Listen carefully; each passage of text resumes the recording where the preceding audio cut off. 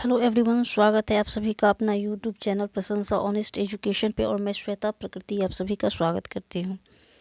तो NCERT series में अभी चला रही हूँ, जिसमें क्लास 8th क्लास की एनसीईआरटी वो मैंने कंप्लीट करवाया है। उसके बाद 9th क्लास की एनसीईआरटी जिसका चैप्टर 5 लास्ट चैप्टर बचा हुआ है, उसका भी आज जो है आप लोग का वो वीडियो अपलोड कर दिया जाएगा।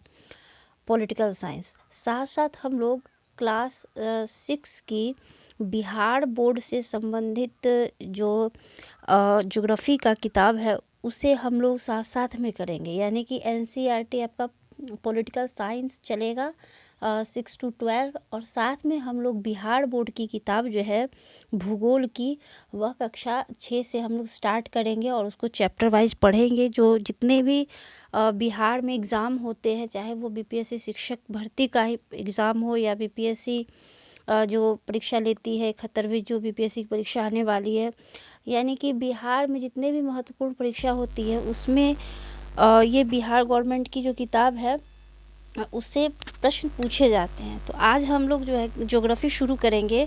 क्लास 6 क्लास की ज्योग्राफी हम लोग शुरू करेंगे।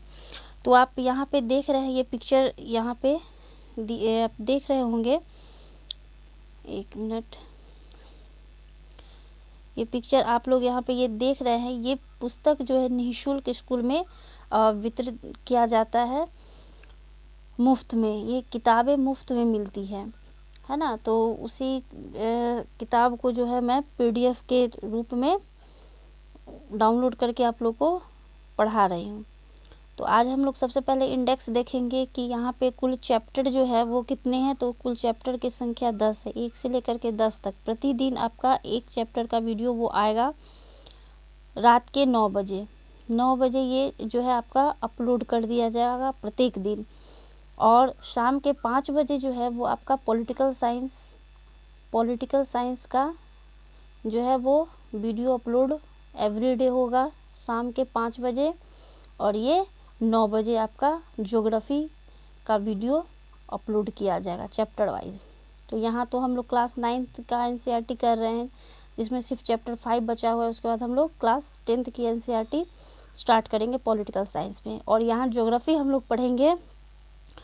ये यहाँ तो एनसीईआरटी हम लोग पढ़े, यहाँ बिहार बोर्ड से हम लोग पढ़ेंगे एससीईआरटी हम लोग यहाँ ज्योग्राफी पढ़ेंगे। तो यहाँ 10 चैप्टर दिया हुआ है। प्रतिदिन हम लोग एक चैप्टर पढ़ेंगे तो 10 दिन में जो ये हमारा क्लास 6 ख़त्म हो जाएगा।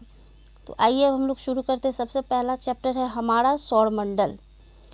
हमारा सौरमंडल है, इसमें क्या क्या इंपॉर्टेंट चीज़ें देखते हैं। तो जो जो चीज़ें ज़रूरी का होगा वही चीज़ें हम लोग पढ़ेंगे। तो सबसे पहले यहाँ पे देख रहे हैं आप लोग क्या दिया गया है कि सूर्य परिवार में स्वयं सूर्य, ग्रह, उपग्रह, क्षुद्र ग्रह आदि होते हैं, है ना। ये सब होते हैं। जिस प्रकार हमारा अपना परिवार है उसी प्रकार सूर्य का भी परिवार है।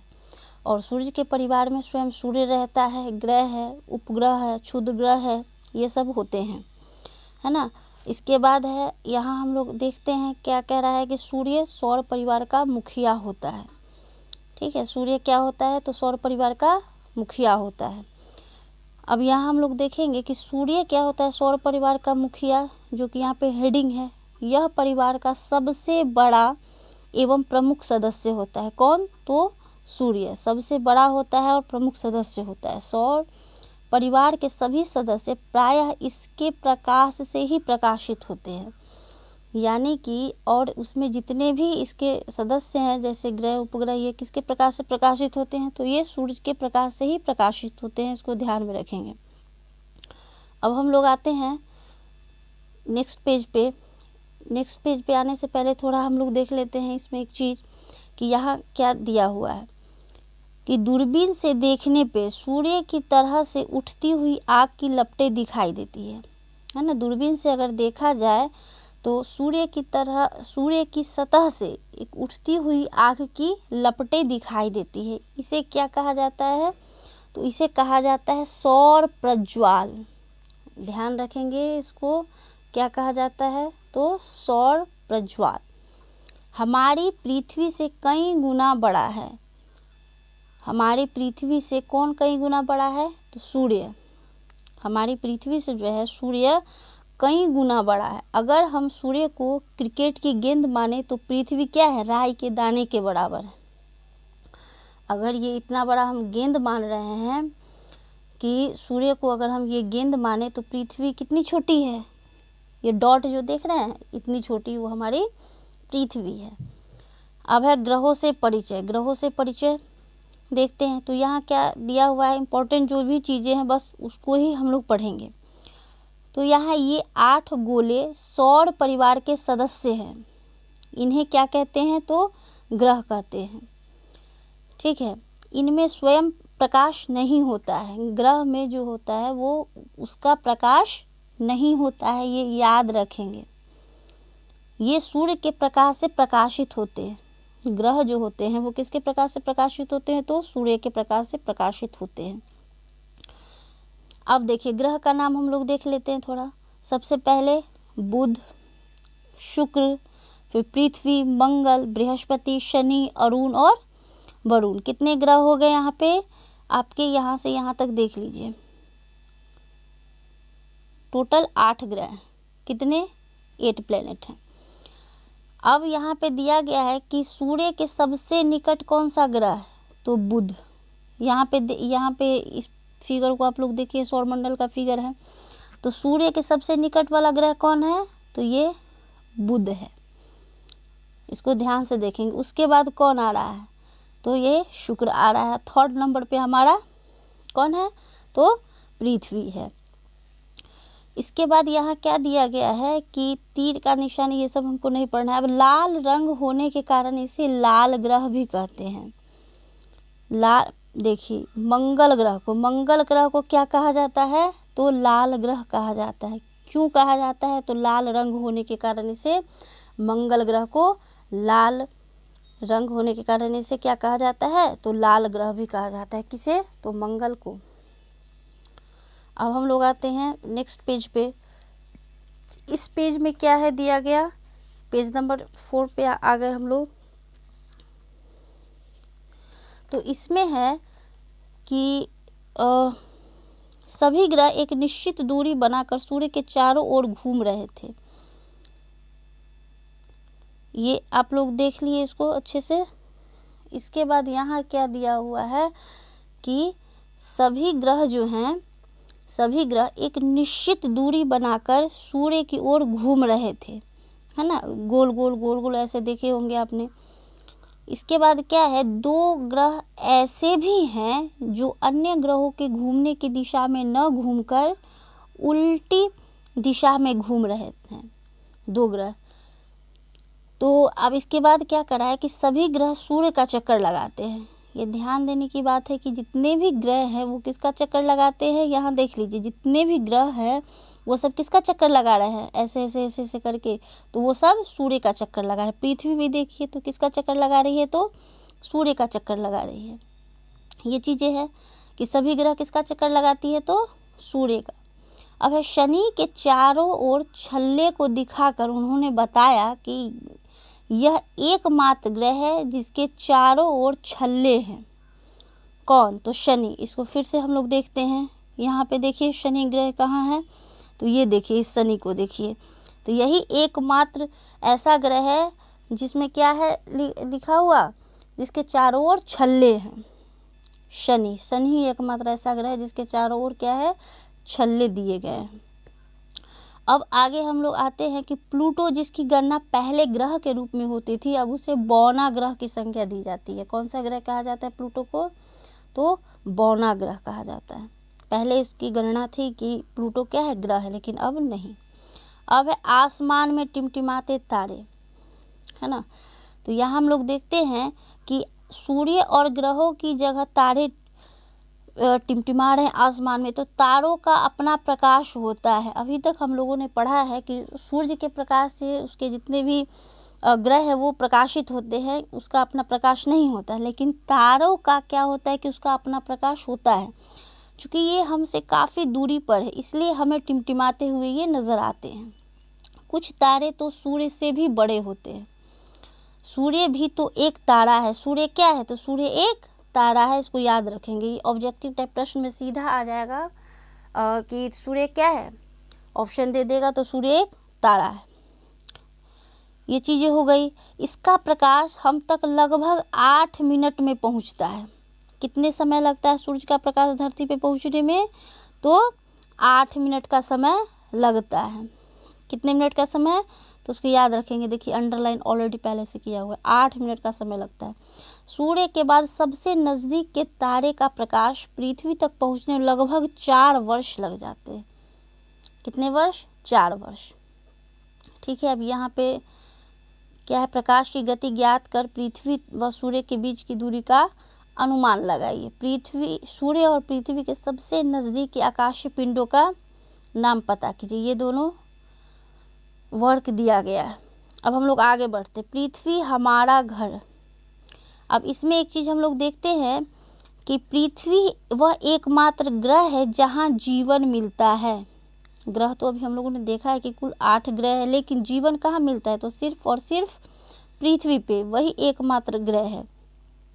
अंतरिक्ष से देखने पर पृथ्वी कैसी नज़र आती है? तो नीली नज़र आती है। अंतरिक्ष से अगर देखा जाए तो पृथ्वी कैसे लगेगी देखने में? तो नीली। ऐसा इसलिए है क्योंकि वायुमंडल में प्रकाश की किरणें क्या होती है? परावर्तित होती है, तथा समुद्र की सतह से नीले रंग का परावर्तन सर्वाधिक होता है। ध्यान रखेंगे इसको कि वायुमंडल में प्रकाश की किरणें क्या होती है? परावर्तित होती है, तथा समुद्र की सतह से नीले रंग के परावर्तन सर्वाधिक होता है। चूँकि पृथ्वी का 71% भूभाग जल से घिरा हुआ है, 71% भाग पे क्या है? जल है, और मात्र 29% पर ही स्थल है। 71% पे क्या है? पृथ्वी पे जल है, और जो है 29% क्या है? तो स्थल है ना। 29% स्थल है और 71% क्या है आपका? तो जल है। इसलिए क्या है कि जलीय भाग के अधिक रहने के कारण प्रकाश का परावर्तन अधिक होता है, जिससे यह नीला दिखाई देता है। जिससे यह ग्रह कैसा दिखाई देता है? तो नीला दिखाई देता है। अब हम लोग समझ गए कि पृथ्वी को नीला ग्रह क्यों कहते हैं? क्योंकि प्रकाश की किरणें परावर्तित हो जाती है और समुद्र की सतह से नीले रंग का परावर्तन सर्वाधिक होता है, और इसलिए इसको क्या कहते हैं? तो जिसके कारण यह ग्रह नीला दिखाई देता है। अब हम लोग आते हैं नेक्स्ट पेज पे, उपग्रहों की सैर। क्या है? उपग्रहों की सैर। तो यहाँ जो है चांद पृथ्वी का एकमात्र उपग्रह है। चांद जो है, ये चांद देख रहे हैं, ये चांद जो है पृथ्वी का एकमात्र उपग्रह है। तो चंद्रमा पृथ्वी के बहुत नज़दीक होने के कारण इतना बड़ा दिखाई देता है। चंद्रमा का प्रकाश पृथ्वी पर लगभग 1.25 सेकेंड में पहुंचता है, जहां सूर्य का प्रकाश पृथ्वी पर कितना मिनट में पहुंचता है? तो 8 मिनट लग जाता है ना पहुंचने में। प्रकाश पृथ्वी पर कितना मिनट लग जाता है पहुंचने में? तो 8 मिनट लग जाता है। कितना मिनट लग जाता है? तो 8 मिनट। और चंद्रमा का प्रकाश जो है पृथ्वी पहुंचने में कितना लगता है? तो 1.25 सेकेंड ही लगता है। चंद्रमा पृथ्वी की एक परिक्रमा 27 दिन और 8 घंटे में पूरी करता है। चंद्रमा पृथ्वी का परिक्रमा कितने दिनों में? तो 27 दिन और 8 घंटे में पूरी करता है। इतने ही समय में वह अपने अक्ष पर एक बार घूम जाता है। यही कारण है कि हमें सदैव चंद्रमा का एक ही चेहरा दिखाई देता है। चंद्रमा पर न तो क्या है? जल है, और न ही वायु है। यह दिन में बहुत अधिक गर्म और रात में अधिक क्या रहता है? तो ठंडक रहता है चंद्रमा पे। अब क्या है? इसके कारण इसके धरातल क्या है? ऊबड़ खाबड़ है, और इस पर मिट्टी भी नहीं है। चंद्रमा पे धरातल कैसे? ऊबड़ खाबड़ है और मिट्टी नहीं है। सभी उपग्रह अपने ग्रह के चारों ओर घूमते हैं। जितने भी उपग्रह हैं सब अपने ग्रह के चारों ओर घूमते हैं। जैसे चंद्रमा पृथ्वी के चारों ओर घूमती है। कुछ ग्रहों के तो कई उपग्रह होते हैं और किसी को एक भी नहीं। अकेले बृहस्पति के 63 तथा शनि के 62 उपग्रह हैं। याद रखेंगे कि बृहस्पति के कितने उपग्रह हैं? तो 63 और शनि के 62। बुध और शुक्र का कोई भी उपग्रह नहीं है। बुध और शुक्र का जो है कोई भी उपग्रह नहीं है। इसके बाद है शनि ग्रह का टाइटन सबसे बड़ा उपग्रह है। शनि ग्रह का क्या है? टाइटन जो है सबसे बड़ा उपग्रह। उपग्रहों को भी अपना प्रकाश नहीं होता। ये बात ध्यान रखेंगे कि उपग्रह जो होता है उसका भी अपना प्रकाश नहीं होता है। ये भी सूर्य के प्रकाश से ही चमकते हैं। उपग्रह भी किसके प्रकाश से चमकते हैं? तो सूर्य के प्रकाश से ही चमकते हैं। अब जो है आगे देखते हैं हम लोग। यहाँ पे कुछ उस तरह का इम्पोर्टेंट चीज़ें नहीं दिया गया है। आगे हम लोग बढ़ते हैं, पेज नंबर 6 को देखते हैं। यहाँ देखिए क्या दिया गया है कि सौर परिवार में तारों, ग्रह और उपग्रह के अतिरिक्त बहुत सारे छोटे छोटे पिंड भी सूर्य के चक्कर लगाता है। इन्हें क्या कहा जाता है? तो क्षुद्र ग्रह कहा जाता है। ये मंगल एवं बृहस्पति की कक्षाओं के बीच होते हैं। कहाँ होते हैं? तो मंगल और बृहस्पति की कक्षाओं के बीच में ये होते हैं क्षुद्र ग्रह। मंगल और बृहस्पति की कक्षाओं के बीच में होते हैं। आइए आपको हम लोग दिखाते हैं यहाँ पे कहाँ पे होता है। तो मंगल, ये रहा मंगल ग्रह और ये रहा बृहस्पति। इसके बीच में ये जो जगह है यहीं पे क्या रहता है? तो क्षुद्र ग्रह। ठीक है, इन जगहों पे। तो देखिए अब हम लोग आते हैं, तो ये समझिए। आगे बढ़ते हैं। ये मंगल बृहस्पति की कक्षाओं के बीच खगोलविदों का मानना है कि ये ग्रह के ही टूटे हुए भाग है। क्षुद्र ग्रह क्या है? कि ग्रह के टूटे हुए भाग है जो आकाश में इधर उधर घूमते रहते हैं। सबसे बड़ा क्षुद्र ग्रह का नाम क्या है? तो सीरस। सबसे बड़ा क्षुद्र ग्रह का क्या नाम है? सीरस। इसको याद रखेंगे, सीरस। अब है ग्रहों की परिक्रमा अवधि एवं उपग्रहों की संख्या का विवरण यहाँ दिया गया है। इसको अच्छे से पढ़ लीजिए पॉज करके वीडियो कि बुध का कितना है, उपग्रहों की संख्या तो 0 है ना। शुक्र का भी नहीं है। पृथ्वी का एक ही उपग्रह है चंद्रमा। मंगल का 2 उपग्रह है। बृहस्पति का 63 है। शनि का 62 है। यूरेनस 27 और नेपच्यून का 13 है। यहाँ पे सबका घूर्णन समय दिया गया और परिक्रमण समय दिया गया। जैसे पृथ्वी का जो है वो एक दिन अपने अक्ष पे जो है वो 23 घंटा 9 मिनट लगभग एक दिन का समय लगता है, और सूर्य के परिक्रमा जो है वो 365 दिन में करता है। 365.3 दिया गया है। तो इसको आप लोग एक बार अच्छे से पढ़ लीजिए। अब यहाँ क्या दिया गया है कि हाल के अनुसंधान खोजों के उपरांत प्लूटो को ग्रहों की सूची में से निकाल दिया गया है। कभी कभी आकाश से टूटकर गिरते हुए तारे दिखाई देते हैं। ये तारे नहीं होते बल्कि ये पत्थर के छोटे छोटे टुकड़े होते हैं जो सूर्य के चारों ओर चक्कर लगाने वाले पिंडों से टूटकर गिरते हैं। इन्हें उल्का पिंड कहा जाता है। उल्का पिंड कहा जाता है। समझ गए? ये देख रहे हैं पिक्चर, देखिए आकाशगंगा का है ये। इसके बाद क्या है? टूटकर गिरने की प्रक्रिया में वायु के साथ घर्षण के कारण ये गर्म होकर जल जाते हैं, जिससे प्रकाश उत्पन्न होता है। कई बार उल्का पूरी तरह से जले बिना पृथ्वी पर गिर जाते हैं, जिससे धरातल पर गड्ढे बन जाते हैं। जिससे धरातल पर क्या बन जाते हैं? गड्ढे बन जाते हैं। अब हम लोग देखेंगे आकाशगंगा, तारों की नदी। ठीक है, तो ब्रह्मांड में अनेक आकाशगंगा भी है। ब्रह्मांड में अनेक आकाशगंगा भी है। असंख्य तारों की फैली चौड़ी सफ़ेद चमकदार पट्टी होती है। इसकी कल्पना आकाश में प्रकाश की एक बहती नदी की तरह की गई है। इसे ही आकाशगंगा कहते हैं। ठीक है, अब यहाँ हम लोग देखते हैं कि उत्तर दिशा में 7 तारों का एक समूह नज़र आता है, जिसे क्या कहा जाता है? तो सप्तऋषि के नाम से जाना जाता है। यहाँ पे पिक्चर आप देख रहे हैं, 1 2 3 4 5 6 7। ये देखिए सप्तऋषि है। इसी तरह अगर आप खुले आसमान में देखिएगा रात में तो इस तरह के आपको तारे दिखाई देंगे। और ये है ध्रुव तारा। ठीक है, ये चीज़ें हैं। तो उत्तर दिशा में, किस दिशा में आपको दिखाई देगा? तो उत्तर दिशा में दिखाई देगा। तो भारतीय विद्वानों ने इसका नामकरण ऋषियों के नाम पर किया। तो सप्तऋषि यानी कि 7 ऋषि। तो पहला हो गया आपका ऋतु, पुलस्त्य, अत्रि, वशिष्ठ, अंगिरा एवं मरीचि। ये 7 नाम है। तो यूनानी ग्रंथों में इसे alpha, beta, gamma, delta, epsilon, एटा एवं जेटा कहा जाता है। ऋतु एवं पुलह को मिलाने वाली रेखा उत्तर दिशा का सूचक है, उत्तर दिशा का सूचक है। ये रेखा देख रहे हैं, ये रेखा जो एक दूसरे को मिला रही है। अब हम लोग बढ़ते हैं। अब है ध्रुव तारा। तो यह एक स्थिर तारा है।